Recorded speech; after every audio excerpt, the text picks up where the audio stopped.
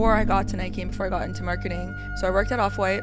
That's kind of where it all... How'd you get that? Oh, great question. In this episode, Dakota drops a masterclass of how to use your network and shoot your shot. It's like I've gone nervous for basketball games. Getting nervous to network is a whole different level of nervous. You start stuttering. You played on global stages and you're scared to like go and introduce yourself. So one of the things I did was I looked on your resume on LinkedIn. Sure. And I always find that whenever there's an athlete on LinkedIn, the only thing you see is team, because that's the experience that we have, even though that doesn't count to any employer. Every single experience that one experiences in life is experience. But I would, encourage anybody to speak on a lot of the personal life experience that you have that could be applied to the industry that you're going to. Couldn't agree more. Well said. One of the biggest things that I learned at Nike was...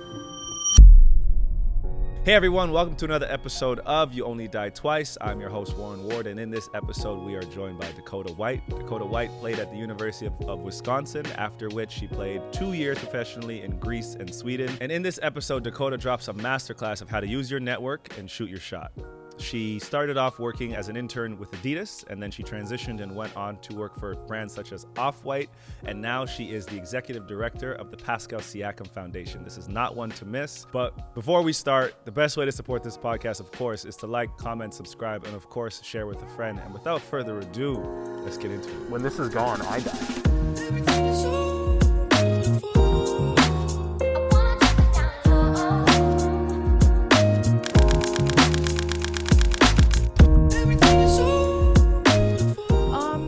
She is. Yeah, I mean, like, my parents had me really young, and I feel like when they were together, it was more of like the fashion, the culture, them being at parties. So I would say definitely. How old were your parents when they had you? 19.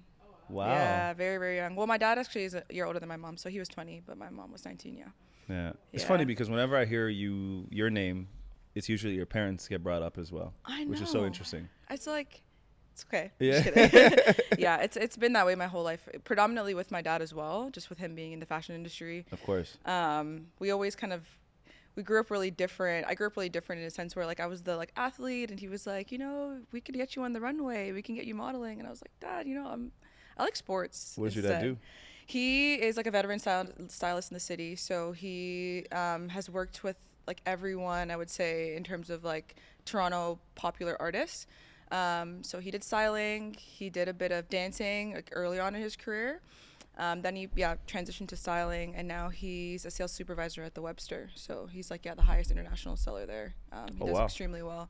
Yeah, in at the Webster. So he's been within the fashion game. And a long time. He's an amazing man. Yeah.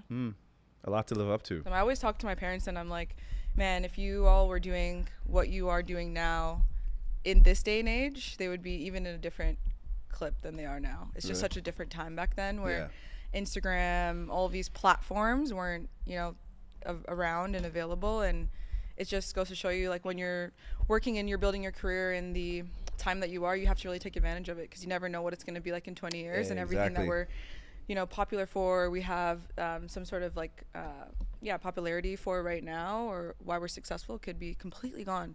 And it probably will be. Yeah. At this point, it probably will be. The world, the way the world is changing and the speed in which it's doing so, for sure, it'll definitely be different in a little bit of time. Definitely. I wanted to start with a bit of a story, actually. Oh, I love stories. A quick one. I wanted to get your thoughts on it. So there's 2 athletes that retired this week. Yes, I think I know Danny's one. Yep. And Rafael Nadal. Oh, Nadal, yes. Nadal announced his retirement after a tournament. I don't know what day. Oh, sure. But I watched both the videos, and now that we do this, a lot of people send any sort of video to do with like any sort of transition to me. So I got the video sent to me, and I was thinking about it. And you ever notice when athletes retire, the songs that they play, they're always somber. They're crying in the videos and stuff. It's so true. And it's never of like met with excitement and celebration. It's always the mourning of something. For sure. And then people, I guess, wonder why there isn't like known for happy times when this is going on. Exactly. I love that angle, Warren. I feel like I can relate to that so much. Yeah. Yeah, like, for sure. I think I'm sure we'll talk about this at some point, but I can of course relate it to myself. I thought it was it was definitely a sad time, and you look back on your career and you're like, you're mourning the loss of maybe not being on the court or, you know, not playing the sport. But for myself, it was very much I personally feel now that my sporting career feels more legendary that now that I'm done rather than when I was playing. And I think it speaks to a lot of why my career transition was the way it was, because through the journey it was really hard. And I think that, of course, if you're at the level of Danny Green or Nadal, it's like, you know, you win a championship, you have all of the like notoriety and success around you. I think for myself, I was playing at a time where women's basketball wasn't what it was today. And I think if I was playing today, it would be a whole different story. But back then, it was very much a grind for me. So I was very celebratory when I was done. Like my family would probably argue that they weren't. But I was very, very confident on like, this is going to be a brink of a new chapter. And I think now, as I look back on my career when I was playing sport, I sometimes wish I would have relished in it a bit more, because I was so ready to be like, what's next? And I think that is a big trend that you're seeing now of people not slowing down and really being where their feet are. And I think throughout my career when I was playing, it wasn't as sweet as I wanted it to be. And when I transitioned, it was like, heck yeah, like let the streamers go off now. Like, you were ready to go. Yeah, I was ready to go. I think that it's also so random. And this is probably the first time I'm going to be publicly saying this, but outside of like my family. But I think I mourn sport a little bit more now than I did back then. And I think that's like a byproduct of the rise of women's sports. Of course. You know, and I'm sure a lot of athletes feel this way. A lot of women's basketball athletes feel this way, where you're like, damn, like I wish it was kind of like that when I was playing. So I feel like back then I was like, oh yeah, I'm ready. Like I think that I'm really, really ready to transition my career into something off court. But now it's kind of like, like I started playing in a women's league. I'm like, I kind of want to put the shoes back on, you know, and feel that feeling again. But yeah, so I completely agree with that. And I think this platform is, again, thank you so much for having me. Oh, of course. It's an honor. And I think this is why these conversations are important and exist, because I love that angle on retirement. It's still celebratory for sure. I agree. And for someone who didn't, so when my career ended, I walked off the court with an injury. Wow. So I never got to play. I never got to finish my career that way. And as much as that's the reality, it doesn't bother me anymore, because I feel like I gave everything I could. For sure. But it was still a big part of like my identity. And that part of it took me a while to figure out who I was going to be without the sport, because I felt like I gave a lot of my life to it. So that's my next question to you, is talk about your identity and how it was intertwined. And what about your personal journey thus far? Do you think you were able to like relinquish some of that, or do you still have that attachment to basketball? Yeah, it's a great question. I think for my personal journey, I was a very curious kid. I know we started talking about my parents. Like they were very encouraging on all of the different aspects of life that I wanted to explore. Like at some point I wanted a fashion line. I don't think that's surprising based on who my dad is. No, definitely not. With my mom, she was very, very big in philanthropy early on in her career. So community has always been something that I've loved. I think my personal identity is what actually helped me transition throughout all points in my career. So whether as an athlete and where I am now, the identity transition was very, very hard. I think you play your whole life and you go your whole life as this athlete, as this women's basketball player, as this national team player, and then you stop and you have to find your identity again. And I think a lot of the core principles of who I was growing up as a kid stayed with me with basketball. I didn't necessarily get to always have them be showcased. And I think that, like, again, with the rise of social media, if I was maybe more into it, or if it was around back in the day, you maybe would have seen more of that personality, but there just wasn't a platform for you to share that where there is now. So I don't think that I think my personality has definitely maintained throughout the whole journey of each different career touch point that I've been on. But it definitely was hard to transition out of the athlete. Now I just kind of use it in a different way. Which you use it as well. 100%, yeah. So why is it important for you to discuss that? Besides me asking you to be here. For sure. It really, really is very important. I think that you spend so much time, and Warren, like in the gym, watching film, developing yourself as an athlete, and you lock in so heavily that I think, especially for young kids today, you don't really have much mental capacity or time to think about who you are outside of it, because you dedicate so much time. Not only that, then you have school, and then you have to, focus on family and whatever your other personal endeavors are. They get a really small percentage of the pie versus your sport career. So I think maintaining your identity outside of sport is, it's critical. And I think a lot of athletes, when they're in it, they feel like it's going to last forever. And when I look back on my life, literally now, basketball was such a small part of it so far. I mean, I'm still very young, but it feels like a blink of an eye that it happened. And I have to sometimes look at pictures and really reminisce on what the experience was and in the journey, because I don't remember a lot of it. Same. And I tell a lot of people that, just to be realistic with them. So I think talking about identity through it all is important, because I want younger athletes to know that there definitely is going to be life outside of sport. Yeah. There's not like, oh, I'll still, I'll figure it out. No, there will be life outside of sport. And if you find your identity now and you stay true to yourself, you will continue to be on the journey that you are in sport, outside of sport as well. Absolutely. And I think from an athletic perspective, a lot of the firsts in my life came from sports. Same. First time I traveled outside of Canada was because of a sport. First time, literally anything that I did of significance came from the sport. So to say that it's not a part of your identity, it's kind of it's almost doing the sport a bit of a disservice and yourself, because it's and it's hard to detach those two things, right? So basketball shaped a lot of my identity. How do you think it shaped yours? Oh my gosh, so much. I think we can go through like some core principles of just like determination, motivation, perseverance, resilience, so much. I think I hate to be the cliche one on the podcast, but like Kobe was a huge. That's not cliche. I know, like on my life, watching him and his mentality and his grit, I think stayed with me forever as I played through my career. And yeah, I think basketball has allowed me to see the world differently, because to your point, being able to travel at such a young age, you're exposed to so much that you know to yourself that you're not there without sport. Never. So I think the identity factor of sport itself, I think, it really goes back to the core principles of you're a hard worker, you're determined, you love something, you really, really, really love something, which is, I think that's probably the biggest thing, is like you're putting your body, your mind, and your soul through something that you genuinely love. So yeah, I think that I don't necessarily look at it as like, the athlete is the identity. It's like, how does sport really intertwine and integrate with your core principles that you already have, and elaborate, and it just like exposes it even more. And those principles you developed over time through the sport, and you realize how far you can push yourself. That's true. That's actually a great angle. Like, definitely through the sport. I think outside of sport, I think my mom was very hard on me, and because she wanted me to do well, I had to be determined and motivated, etc. But it wasn't until my stepdad really put me in basketball, and I was playing basketball every day and really learning the nuances of this new world, were those things exercised for me. When did you start playing?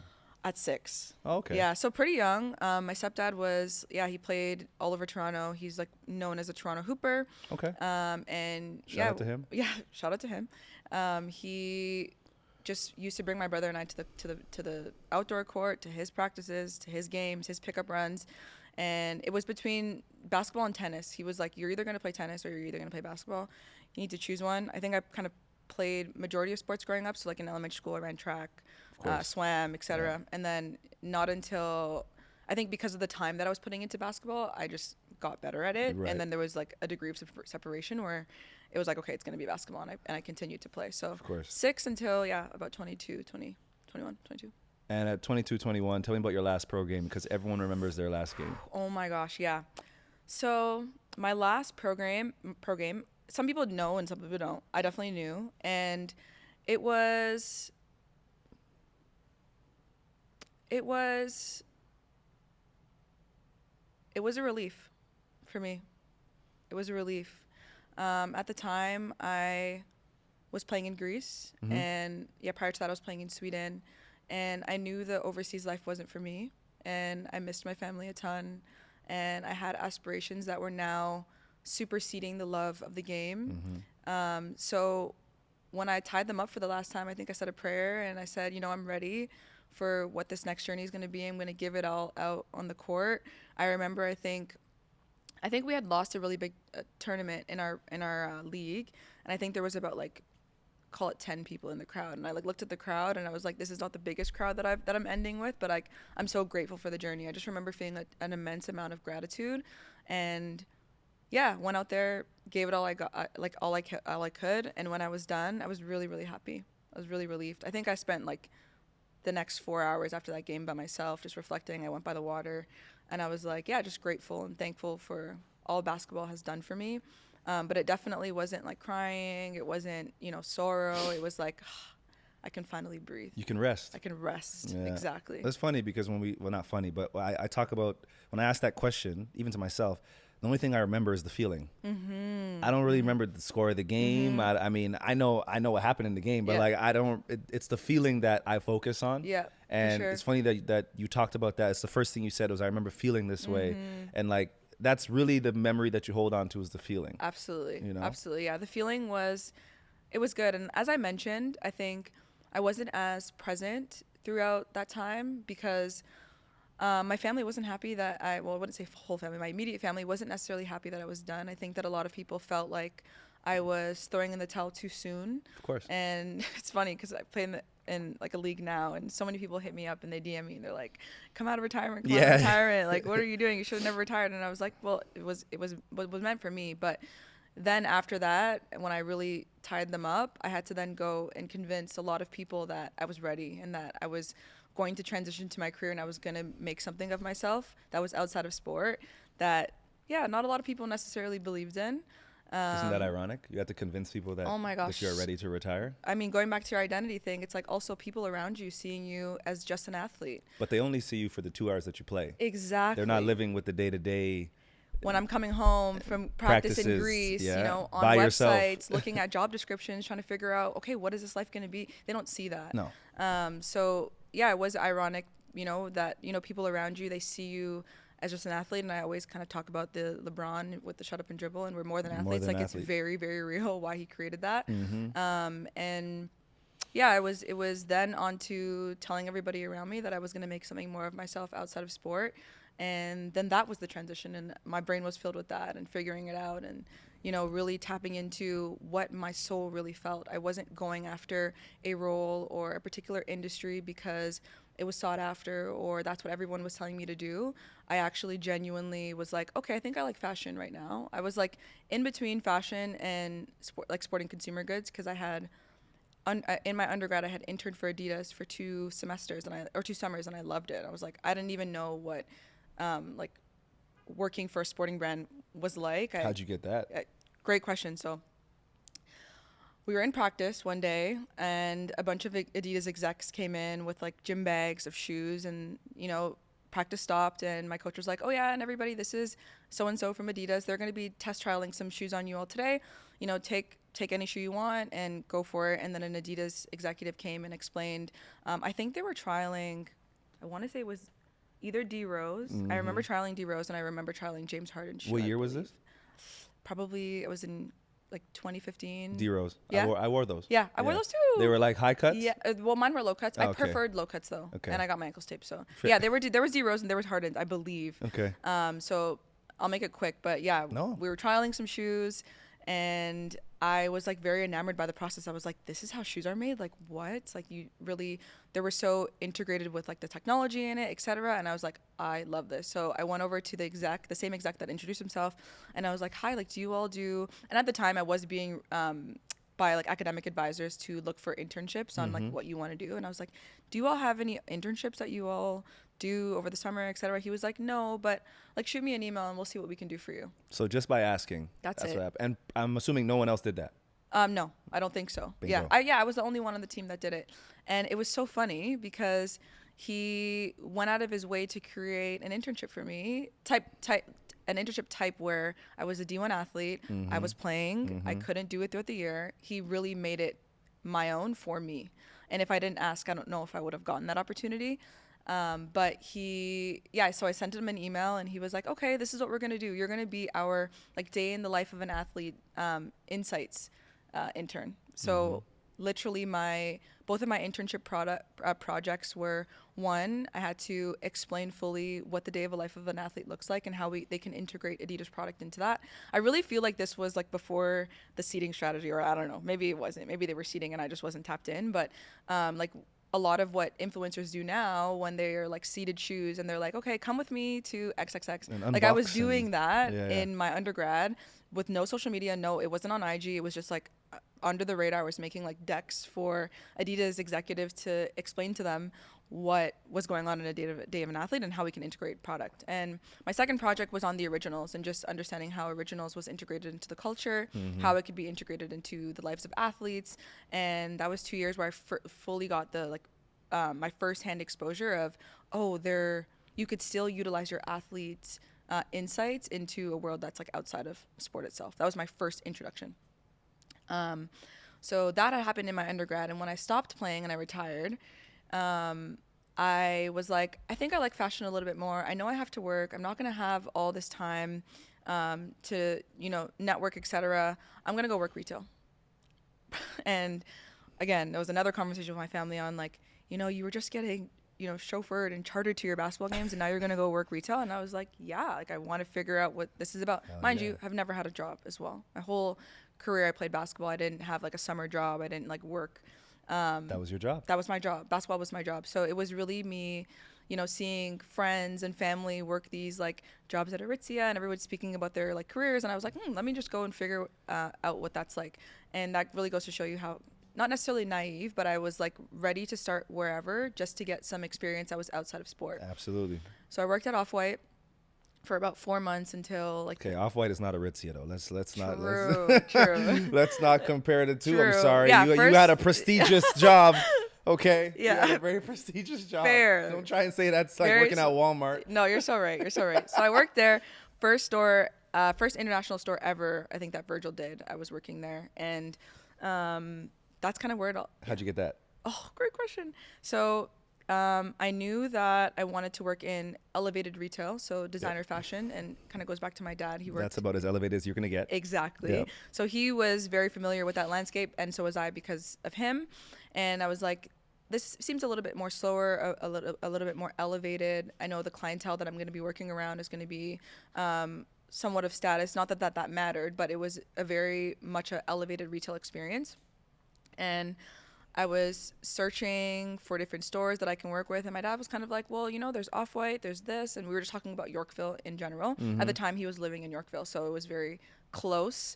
And he knew the owner of the store. And an uncle of mine actually knew the owner of the store as well and just kind of put in a good word. They were hiring at the time. I went for my interview and I got the role. So I would say it's a little bit of course, who you know, and my dad's really well connected in the fashion industry. So I asked the question. Yeah. So that's how I ended up there. Yeah. And yeah, they had that store, and then that same owner owned like a archive store of where his other store he like brought close to. So I kind of worked between both.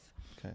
With that, yeah. So at that time, you retire, you're 23, 22, excuse me. No, sure. You do the internship at Adidas, which is dope. Yeah. You go at Off-White. One of the things I did was I looked on your resume on LinkedIn. Sure. And I always find that whenever there's an athlete on LinkedIn, the only thing you see is team, because that's the experience that we have, even though that doesn't count to any employer. They're not looking at that being like, let me come bring this person in. Yeah. So first question is, why did you put that on your LinkedIn? Yeah. And have that as experience? And my second question is, what do you think doing that did for you in the long run? Putting the Off-White on? Putting everything? On LinkedIn. Oh my gosh, everything. I think that is right now the career hub for individuals who want to showcase their career. I think as it relates to the basketball itself, every single experience that one experiences in life is experience. I think you're seeing now where a lot of a lot of employers even are taking individuals with less career experience because life experience is experience. And as an athlete, although I wasn't behind a desk or I wasn't etc., I remember writing my resume, particularly for when I got to Nike, and speaking on like international business. Like, yes, I wasn't necessarily an exec in a business or an employee at an international business, but I was still learning the international landscape when I was in Greece. I was learning the international landscape when I was in Sweden. I had to, again, shop and provide insights to these, basketball teams and sponsors of our teams. And we were having those conversations internationally, even though I was from Canada. So that was experience to me. I mean, again, a lot of mentors and coaches were able to give me that insight of that is experience. I don't think I knew that was experience until I actually got into my career. But I would say, like, I think for the athletes who are putting their team and their basketball experience, that is experience. I think that I like that a lot more than them not doing it at all. Because I think one conversation I had to have with my little brother is, yes, you have had quite the journey with basketball. You've been to 3 different schools, etc. But I think even in that storytelling on your LinkedIn, it shows resilience. It shows, okay, I was able to go to this school and then this school and then this team and then this team. And yeah, that itself definitely helped. So I think when I was building it out, I really looked at my life in totality, and tried to put every single experience that I had that could show an employer that I had some type of experience. But I think that we nowadays are kind of so hung up on, what it looks like on your LinkedIn or what, company you worked on. It really just matters on when you get to that employer, can you do the job and can you do the job well? I think, of course, some expertise helps, but I would, encourage anybody who is looking to, again, build out their LinkedIn, or if they're having networking opportunities or coffee chats, to speak on a lot of the personal life experience that you have that could be applied to the industry that you're going to. Absolutely. Couldn't agree more. Well said. Yep. Thank you. Rage is like. Clearly, you're a checks over stripes person. I mean, you left Adidas. You got an internship at Adidas, but yet you're at Nike. I'm a Nike person too. Love Nike. For sure. How'd you get into Nike? My gosh. That's something I'm very curious, because if all doesn't fail, I'd like to get into Nike myself. For sure, definitely, and you can. You're my reference? Yeah, for sure. I got you. Okay, perfect. So actually, I think you led this story perfectly, or into this question perfectly. When I was at Off-White, as I mentioned, I was like, okay, I want to really try this retail thing. Let's try to do this. At the same time, simultaneously, which again, I encourage those, athletes or those looking in their career to always stay dynamic and be in multiple areas at once. So while I was working retail at Off-White, I was still on LinkedIn, speaking of LinkedIn, kind of stalking everybody I knew that worked at either Adidas or Nike. And really? Yeah. Oh, and wow. I did that because follow stalking is a crazy word. I love that. I'm not ashamed of it. I'm not ashamed of it. You got to do what you got to do. I'm using that. Hey, I was out of Toronto for 6 years. They're like, who are you? Like, genuinely. Fair. Like, I had to re-acclimatize myself with the city and understand the landscape of, like, what does this even, like, is there a Nike Canada? I don't even know. Is there Adidas Canada? I don't know, because I was away for so long. So I had to get people to remember me in some way, and I was following people on LinkedIn, and I particularly remember this one individual. I'm not going to name any names. This one individual that I saw, I was like, wow, he's a great profile. Cool, kind of left it at that. And then at the time when I was working at Off-White, Virgil was dropping the 10. So again, it's like divine timing for my career as well when I speak to people. He was dropping the 10, and a lot of Nike execs were coming to get their pairs. So I was like, okay, they're coming, and I'm like hearing, the store owner kind of talk to some, and he'll come back and be like, oh yeah, that guy works at Nike, that girl looks like Nike. And then there was one particular gentleman, the same gentleman that I looked at his profile, and I was like, I really like this. He walked in, and I was like, oh, he looks familiar. So I was like, it's like I've gone nervous for basketball games. I think like getting nervous to network is a whole different level of nervous. You start stuttering, you like, start, I'm like, you heart played, start palpitating. Yeah. You played on global stages and you're scared to like go and introduce yourself. So again, had to go through that, anxious trial while he was walking into the store. So he shopped around. I didn't like really get in, into his like shopping path. But at the end, I literally said to myself, it's now or never. If you don't go and introduce yourself right now, you may miss the chance. You may miss the opportunity of a lifetime. And it's just so ironic the way that it actually ended up developing, which I'll get to. So I suck it up and I'm like, I go up to him and I'm like, hi, my name is Dakota. I seen your profile on LinkedIn. I know that you work for the brand. I'm a ex-retired basketball player. I would just love to hear about your journey at Nike. No, I want a job. No, I need you to help me with my resume. I just want to hear about your career path. I mean, your journey at Nike. He was like, yeah, absolutely. He sent me he gave me his card and he was like, send me an email tonight and we'll find some time. So I'm like, who would say no to that, right? Yeah, that's so true as well. Yeah, I don't know. I was like looking at it like this could be a fail, but He was so amazing and open. And he was like, absolutely, like, here's my email. So I sent him an email that night, and I'm like fired up. I'm like, yes, I'm gonna finally like be able to understand the Canadian landscape, at least, of the sporting goods brand. And I'm like there, I send my email, life goes by, like a week goes by, 2 weeks goes by, 3 weeks goes by, and no email back from him, by the way. It wasn't until 2 months later where he responds to my email, and I think this, again, goes back to people on patience and not, rushing the process. 2 months later, he emails me, and he's like, hey, Dakota, I'm so sorry. At the time, the Connect jerseys were launching. If you remember that jersey where you like I don't remember. Hook up to an app. Well, it was a big launch for the brand. Perfect. And he was like, I've been kind of like knee deep with that, but if you're free, let's get coffee on Friday. I'll meet you at X. I was like, amazing. Yes, right. Of course. So I met with him. It was supposed to be a 30-minute coffee chat. I was there with him for 2 hours, and at the end of it, he was like, send me your resume. I think I have something in mind for you. And I was like, okay. I was like, I didn't obviously think anything of it, just based on like the turnaround time of him emailing me. But I sent him an email, I sent him my resume.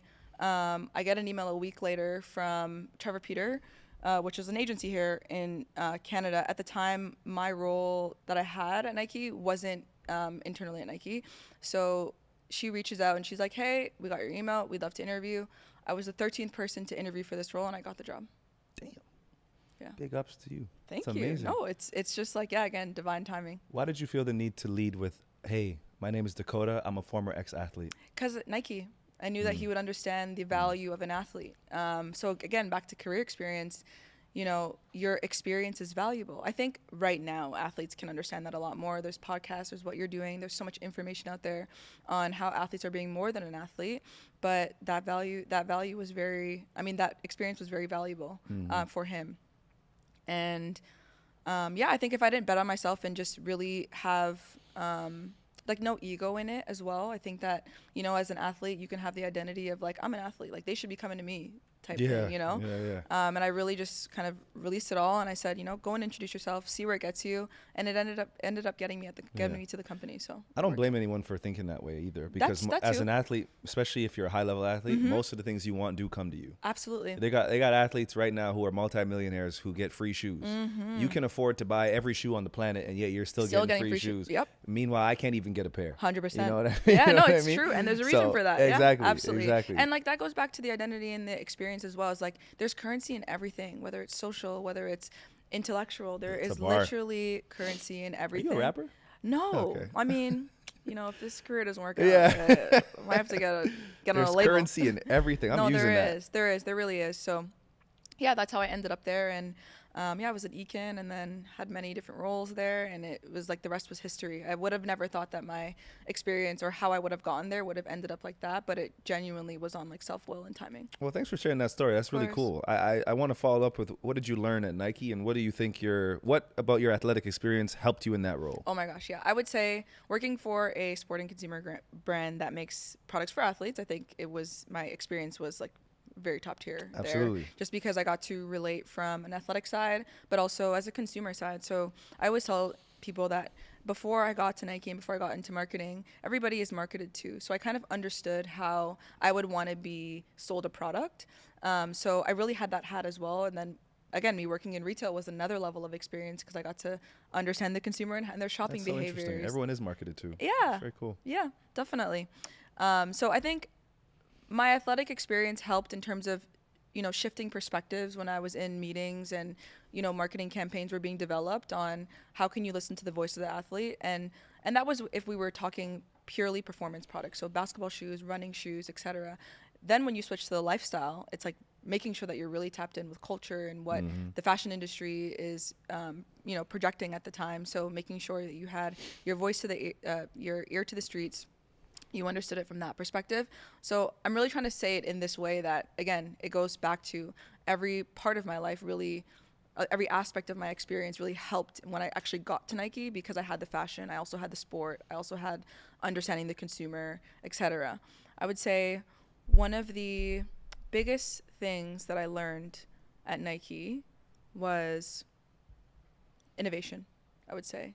And what do you mean by that? Like innovation, obviously, like innovation and inspiration is what the company is rooted on. But the process of iterating and being innovative is really what keeps you ahead. And I think that culture really sprinkled down from, again, you know, Bill Bowerman and Phil Knight always innovating and making new products, all the way down to, you know, a regular employee like I was doing marketing plans and really trying to not do things the same way and find strategic ways on being different and finding, and different can be you're going for a different demographic, you're going for a different cultural group, you're going for et cetera, et cetera. So I think the importance of innovation is really, really important, and that's why Nike has been able to be at the top for as long as they have. Absolutely. So you played how many years professionally? 1.5. 1.5 years. Played for Canada for 7. Yeah. You leave, you go to Nike. Now you're in Nike. Did you feel while you're working there, while you're learning all this, did you ever feel like a sense of loss, and maybe a loss of structure? Because going from basketball to that corporate world is very different. Yeah. So was that ever an issue, or? I don't think so. Okay. I don't want to get up here and be like, it was really hard. I think seeing my mom also work corporate her whole life, I kind of understood what the requirements are, and what the commitment was, and the structure of a 9 to 5 and how that all worked. I don't think. Were those your hours? Yeah, they were. Yeah, I worked 9 to 5. I would say sometimes, like, at Nike is definitely, you know, there's some after hours and there's some before hours. Sure. You know, but that's also if you're passionate about the job. It's always going to be that way. No matter if you're running a business or working corporate, it's going to be the same if you're passionate about what you do.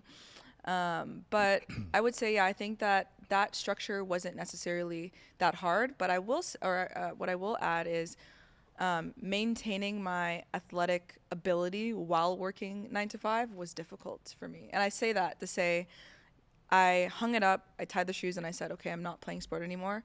But the mental release that sport was able to give me is still like no other. Going for a run, going to the gym, lifting weights, playing in a pickup basketball game. That mental release is very different than coming home after your 9 to 5 and maybe hitting the TV, cooking some dinner. I know. So that's what I had a hard time with was, when am I going to get to the gym? I'm exhausted. I had to just go train from Pickering for an hour and a half, and I'm getting home at 7 now. I have to make dinner. I mean, mind you, I'm probably, like, I don't have kids, so I know there's obviously people out there that have it harder than me, but at the time I was mentally exhausted, and still carving out that time to give to my body in the way of sport, I really had a hard time with doing, and that's why I'm, like, embarrassed to say, but in, like, my 5th year of working there is when I started to get back in the gym, play for the league, etc. I mean, I did have a bit of gym trauma, whereas, like, you've been playing for over a decade or, you know, almost 20 years. I'm like, I'm okay not going to the gym, but finding that again was very hard for me.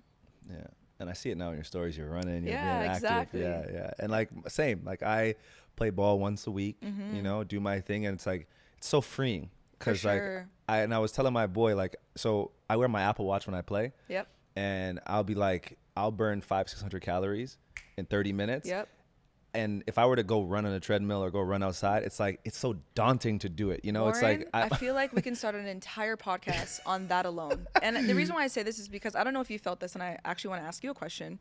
Like, I watch other fitness influencers now, whether they're doing, like, a marathon or they're doing a, like, high rocks, etc. And I'm like, where was that?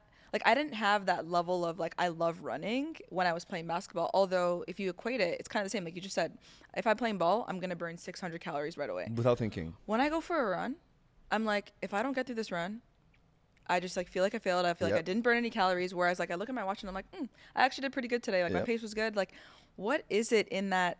Like, I think you're still you're an athlete when you're playing basketball, but, like, when you're done playing that sport at that level, still seeing yourself as competitive, as good, as dedicated into, like, a running journey or a lifting journey. Like, did you find that was hard for you? Still hard. I don't. Thank you. I'm so happy. I work out not every day, but I just don't post my workouts. But, like, I have to work out. If I don't work out, my knees, everything will fall apart. Yeah, so of course. That's why I try my best to stay as active as I can, so I don't have issues when I'm older. Yep. But, like, like, I don't enjoy running. Me either. I don't enjoy. But we ran so much, Warren. Like, that's what I'm saying. Like, and it's funny because, like, I was a basketball player, but, like, I don't like running. I only run after the ball. Yeah, You put a ball on the floor. I'll run forever. I'll run forever, but I'm not gonna run for just to run. So I see people on Lakeshore running up and down, and it's like I do it, but at the same time, I'm like every step I'm taking, I'm just like, just take one more, just take one more. Like I hate it. I'm just so happy to hear that you're saying this because I don't feel alone now. No. I can't stand it. Like I see my friends and they're doing the at the High Rocks or whatever, they're doing the squats with the bag, and I'm like, yo, more power to you guys. I'm telling you, I love that for you. I just don't understand how you want to wake up and you just want to lift. Like, but it just goes to show you, like, when I talk about that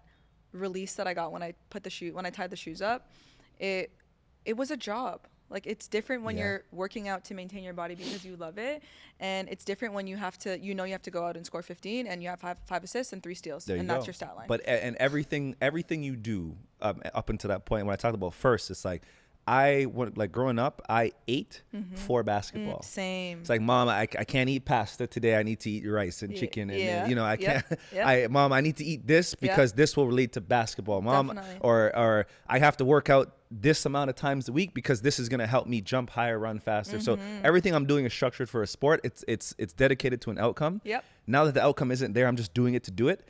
I commend the people who just wake up and go out and run. I mean, my partner.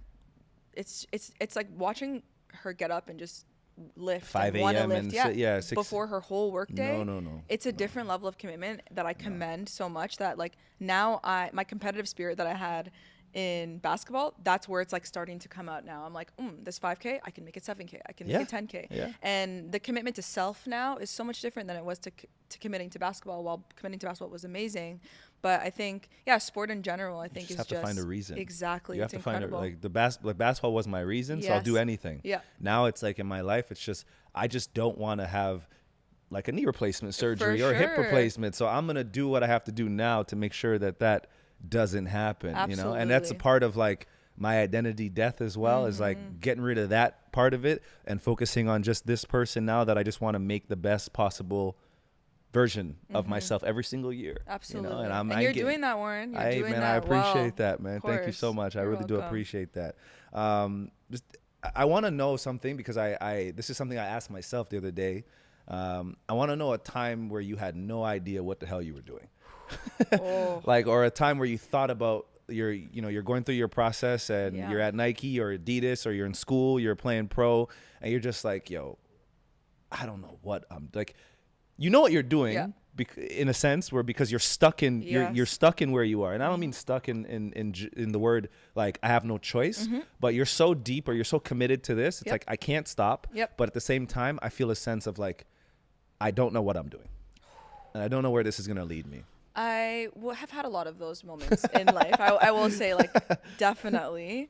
I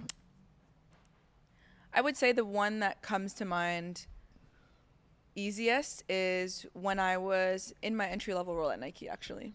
Okay. I know you're probably like, oh, I'm surprised you didn't say a sport moment. Well, there's a ton of those. No, most recently, I think when I was in my entry-level role at Nike, I was very much stuck. And I say that to say, because I think we all know the corporate structure and the corporate landscape. You want to grow at a certain level, and it just doesn't work that way at times. And there's a lot of networking and, politicking that you have to do to make that real. And I was like, I was feeling stuck right before the pandemic hit. Genuinely, right before the pandemic hit, I was like, I don't know. I want to grow. I'm outgrowing my role right now. Do I leave? Do I stay? Do I continue networking? But I knew that I wanted to just continue to be authentic to myself, and I didn't want to necessarily, force my hand where it wasn't necessarily ready to be yet. So I was stuck. The pandemic hit, and I was like, what's next? I was trying to figure it out.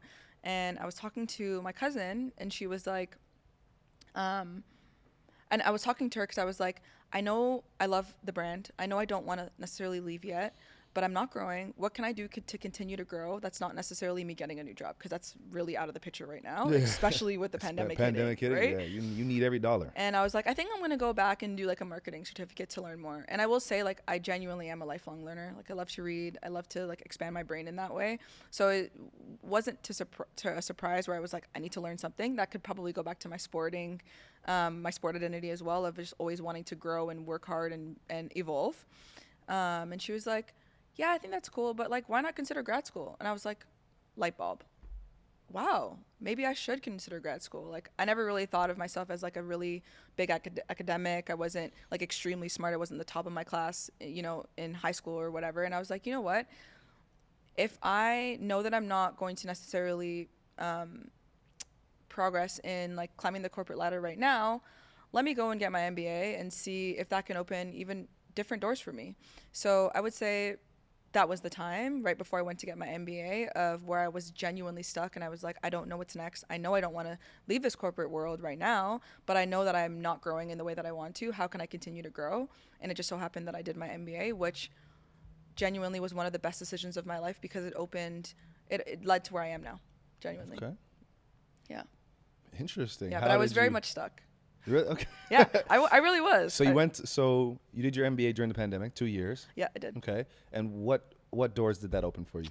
Oh my gosh. Well, one, there's like, I can like count, like, there's like 10 doors, but I'll keep it short. I think one, it showed me not only my personal ability, and I'll keep it short in that, but what I could really do and how I could really apply myself. And like I said, I didn't see myself as an academic. So going back to school was very scary for me. I wasn't a good writer. I didn't have the best grades in my undergrad. But I was like, there's no basketball. You can actually lock in and focus on school and like see what you can really do. Mm-hmm. So the door that it opened was one, like the self-will of you can really do anything. You could do it. You can apply yourself and you can do it. And I really got to see an accomplishment for me, like you said, outside of basketball. How'd that make you feel about yourself? So, Warren, so good. Your confidence went through the roof, right? Yes, in the best way. Like, in a way where, you know, you sometimes conform to these societal constructs of, like, you're not supposed to be. Or, you know, being a black woman going to get an advanced degree, like, you're not supposed to be, you know? And you do it. And then you're like, okay, now I got some momentum. So that was one door for sure. I think being in that institution as well and being an athlete was another door that was open because you don't really see a lot of athletes trying to do that after their career. So that was one thing that I was asked to be on panels. I was asked to speak to my experience and why I wanted to do an advanced degree. The other angle or door was being a business owner and what that could really do for your life and how it could expedite your life. Like, I kind of knew it, you know, prior to me going on the MBA route, but I didn't know it until I got into the MBA program, where I'm seeing startups left, right, and center just building themselves because they are filling a gap, they have a why, and they're doing it. And I was like, oh, like this is a whole different level of exposure that I never had before. And then the last one was I met my mentor, one of my mentors. I was actually building a business, hence MBA. And I was essentially like pitching it to him, and he was like, this is amazing, this is great. I think that there's some stuff that we'll probably have to work on. And we had that rapport for about 2 months, and I was actually introduced to him by the coach on the women's team at TMU at the time. Nice. And he then calls me back 2 weeks later and was like, I think you should, you know, help this athlete build his charity. I think you would be incredible at that. And I think that you have the skill set to do it. Would you be interested? And I was like, yeah, I don't know. I'm like, again, I was an athlete. I know how it is to work with athletes as well. It could be very different and difficult. And I was like, I don't know. And then it was like growth. How do you continue to grow? How do you continue to put yourself in areas where you're growing? So then I committed, and this was at the same time that I was at Nike, and I was doing that part-time, like off the side of my desk in the middle of the pandemic, doing my MBA at the same time. Like, I thought my plate was full with basketball. I know. Shoot. It's nothing compared to what it is now. So you had an MBA, working at Nike, and doing charity on the side. Yeah. Shoot. Building that, and then, yeah, like I said, that's what led me to where I'm at today. So I think that was one of the greatest things that came out of it, outside of the like personal development that I was able to do, was then meeting Pascal and his whole team and building what we're building now. Yeah. We're going to touch on that. Yeah, off of a mentor that was in my MBA program. That's amazing. Who's been your guide through all this? I've had a lot, and I can't pinpoint one because I think that this just is just a disservice to everybody who has poured into me. But I can kind of bucket it. I would say I have my family who, like, full stop, has done more than I could ever ask for me in terms of support and patience and investing in me. My mom too, being a huge influence on me as well. Then I have my coaches. I've had 2 in particular. My university coach was, I like to say that university for me was when I became like a woman, and I actually grew into being a woman and understanding what that was. I grew so much, and she forced a lot of that in me, out of me, I would say. And one of my coach, Krista Eniojukian, she's the head women's coach of York University right now, essentially coached me my whole life and was like a second mother to me and a huge mentor to me in knowing who I was outside of the court and knowing who I was on the court. And I always tell people that when you're looking for a mentor, it's really important to get someone who also knows you and who also could speak to your personal habits or, you know, areas in which you may struggle, you know, in your own thinking. And having her know me outside of sport was critical to how I saw myself and how I continued to make the leaps that I did as well. So I would say there's a bucket of coaches that influenced me as well. And then my network professionals are just, they're there and they help me every day. They still help me. I still learn so much. So I would say like, yeah, family, you know, sporting world and coaches, and then network professionals have been like all mentors to me on my journey. And of course God, but yeah, a little bit of faith in there too. Just a little bit. Just a little bit. What are your thoughts on the state of women's basketball right now? Oh my gosh, I think I share that. Like I think we touched on it. Yeah, I think it is amazing. It's always been there. I think that it was just a matter of time. I think that it's going to grow, and I think one step above that, I think the world is seeing the importance of sport and how sport is different than a lot of the things that as a society we are forced to watch, listen, learn. Because it's equal. And it's human will. There's no, yes, there is, capitalism in it, but it really is from human will. And that inspiration is undeniable today. So I think you're seeing sport globally become more of a mechanism for good. And then you're also seeing women also, and women empowerment and women transformation happening at the same time. And then, you just sprinkle a little sport in that, then you have the audience that you want. There you go. I think women's sport is, I don't even want to say it's like at the brink or it's at inception. Like it's been this way. People are just catching up onto it now. And it's only going to grow as more dollars are invested into it. People are more, they watch it more. Absolutely. And they're able to see it from that end. That Lynx Liberty game 1 was... I went to the Lynx game actually, or the Liberty game. Game 1? No, not game 1. Oh, it might have been game 1. No, not game 1 of this series. I went, I seen them play the Dream. Oh my, bro. My first professional basketball game ever was a New York Liberty game. No way. Yeah, I was 12 years old. That's a stat. I saw Becky Hammond play back in the day. Like she was the truth in Madison Square Garden. Arena. In Madison. That's the first professional basketball game I've ever been to. That is amazing. So I'm like a Liberty fan. Fair. So they lost game 1, but that game was incredible. Lynx, gosh. Liberty were up 18 in the first quarter. Yep. Lynx came back and won.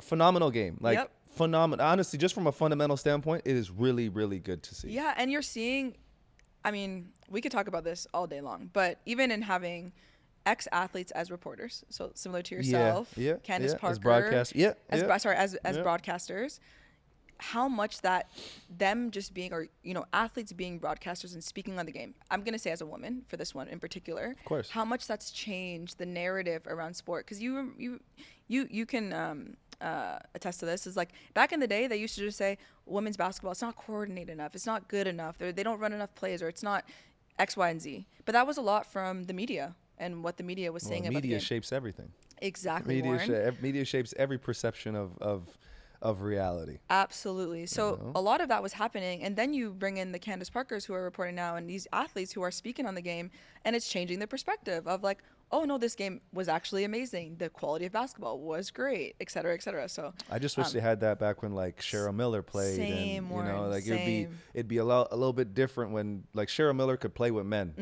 Maya Moore could play with men. DT in her prime without question. So it'd be different if that was there, but like I think that's probably why I chose media, because the people I saw talking about basketball, I felt like were just coming at it from a negative perspective. Like no one goes out to play basketball and like try and play poorly. I don't know too many people who do that. right? Like Yeah. everyone's trying to play to the best of their ability, but you're playing a game of failure. And you played too, Owen. Like that helps Of so course. much. A Yeah, lot of yeah. some don't, and it's like they don't get it. They don't you get know? it. No. So, So yeah, I'm always so on the needed. side of the players when it comes to my perspective on the way I call a game. Mm-hmm. You know, I'm trying to find the best, and I'm still going to be critical, Mm-hmm. but I'm trying to find the best in what they're doing, because I know at the end of the day, performing at that level is not easy. You Mm-hmm. have to think so fast and make decisions, and you know, like I said, you're playing a game that is not designed for you to succeed. Yeah. That's why people count turnovers, and if you Exactly. if you shoot 1 out of 2 and you score 50% percentages, for a yep. season, you're like, that's amazing. But Yeah. when is 50% good in life? And do you think that your athletic career like helped you, like it's given you a one up in the broadcasting world? Oh, I skipped steps. Yeah. Absolutely. But that's the trade-off, right? It's like, you know, like you said, basketball is, to me, it's the most equal thing. It's the only thing I've done in my life that didn't have me required to worry about if someone liked me or if I was fitting the mold of the role. It's Yeah. like, if I go out there and I'm the best player on my team, or I'm one of the best players on my team, I now have the right to do more. Where in life, it doesn't really work that way. Yeah, You absolutely. could be the best employee at your job and still not get what you want, because there's, you know, some sort of pecking order. Exactly. You know, so Yeah. it's not like that. But yeah, absolutely. My basketball career has helped me skip steps, and I do not pretend to sit here and say I'm confident on a microphone now, because like I've been given opportunity because I play basketball. Right. And I know that. Yeah. And I don't shy away from that. That is the absolute truth. That's a lot of hours in the gym. That's a lot of course. you know, running and sprinting and shots up and shots put up. But and I that- still have a job For because I'm sure. good at what I do. Of course. I got an opportunity because of because of people that I know. Absolutely. But I'm still employed because I feel like I'm, at least I feel like I'm good at what definitely I, are good. Well, I appreciate Yeah. that. Yeah. What would you do with the tunnel walks right now? Because you're one of the most stylish people I know. 100%. you. Every time I go on the gram and I see you on there, You're I'm so like, sweet.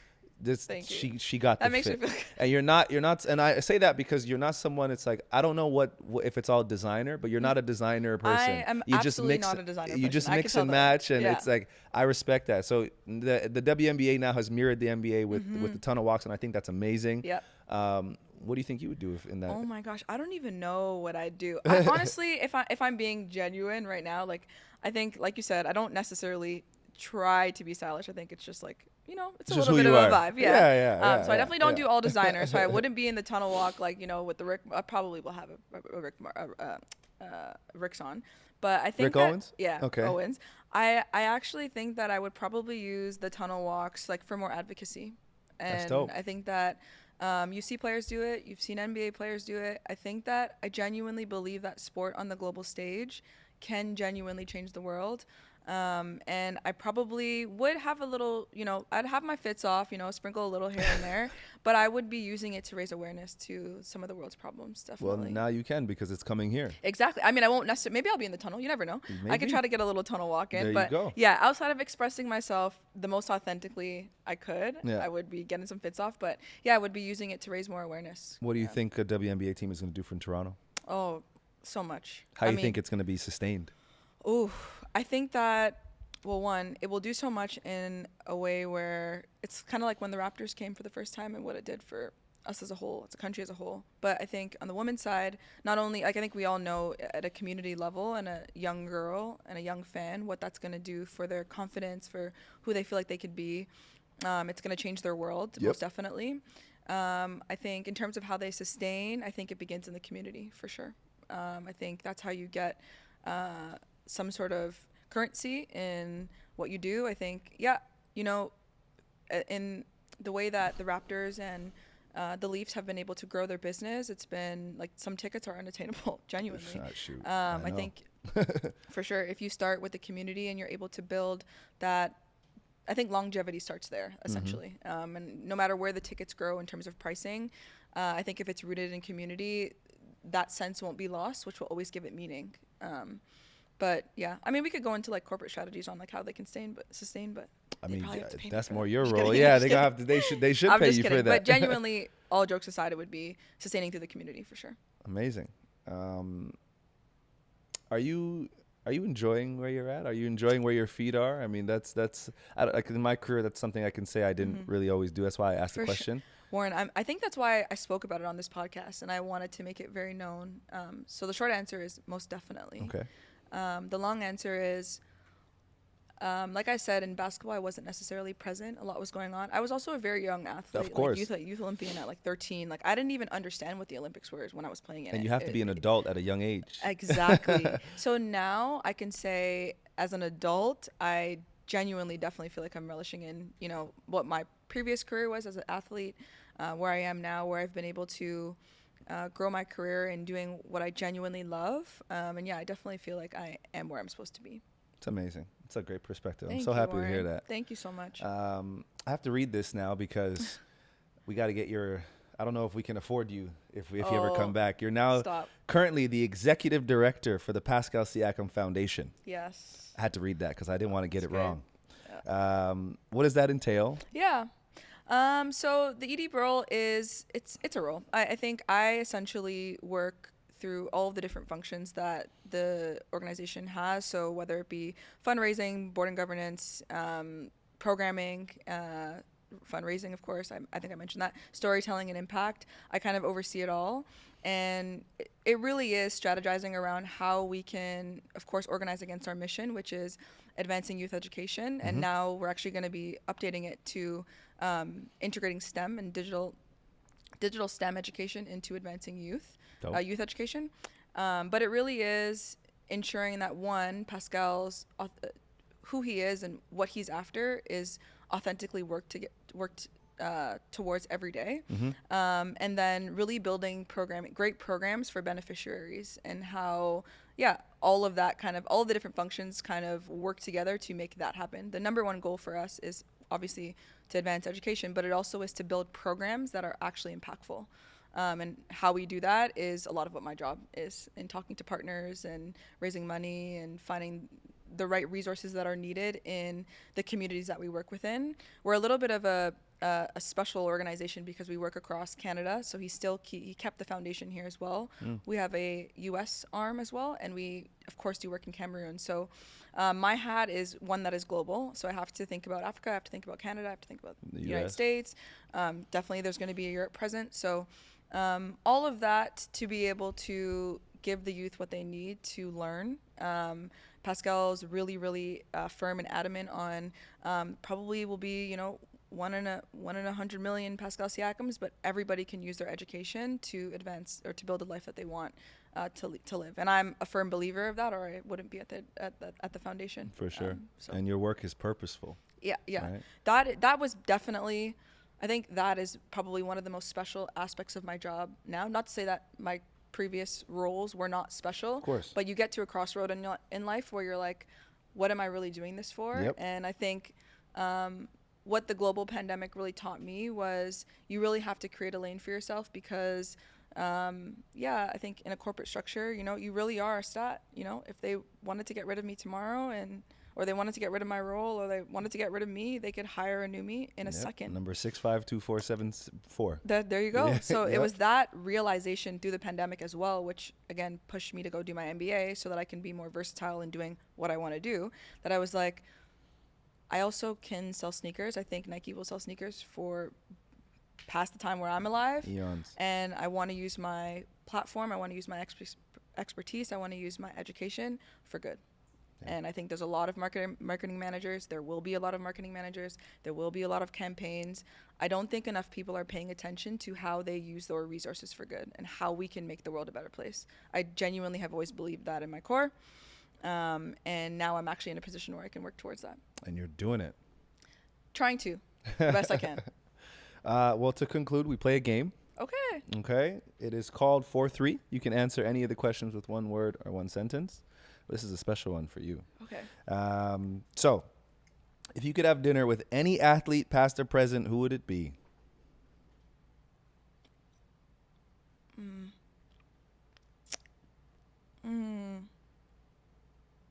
It would be Kobe. I like that. Probably, yeah. I would say the same. Yeah, I think it would be Kobe. When people hear the name Dakota Whyte, what should they think? Purpose. Okay, finish the sentence for me. Okay. With basketball, I am. Boundless. Without basketball, I am.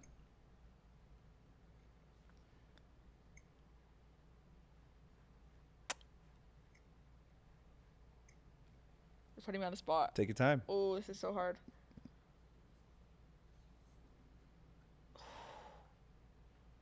I know it's a good question. So great.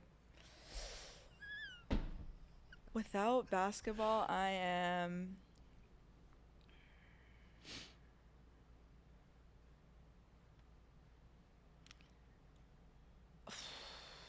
Guys, this one got me. Without basketball, I am.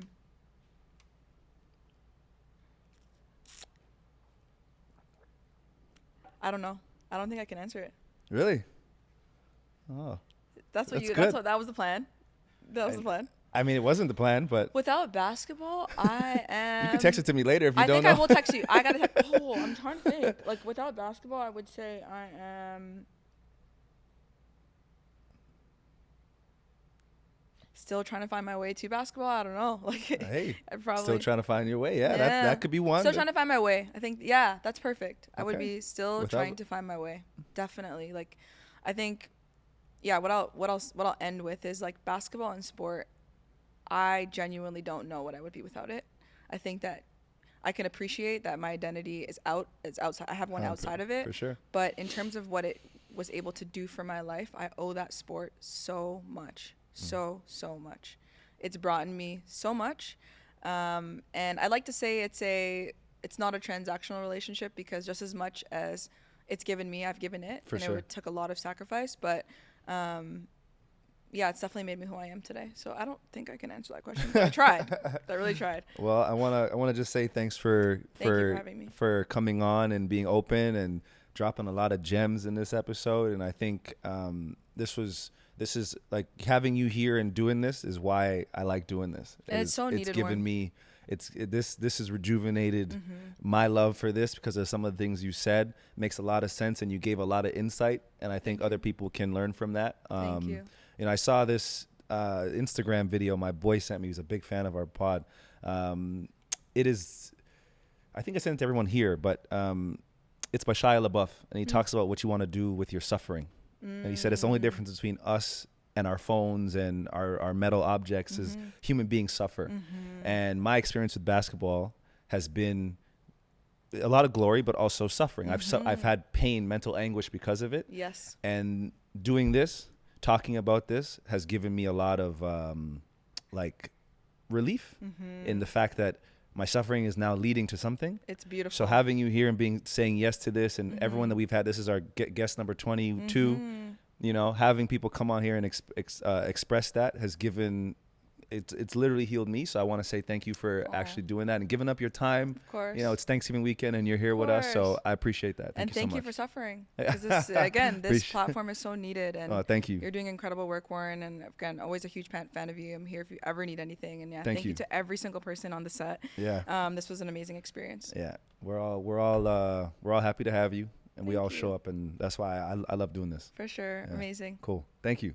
Hey guys, if you found value in this episode, I'm sure you will with the other ones. Please check them out. And again, like, comment, subscribe, and share. It's the best way to support the podcast.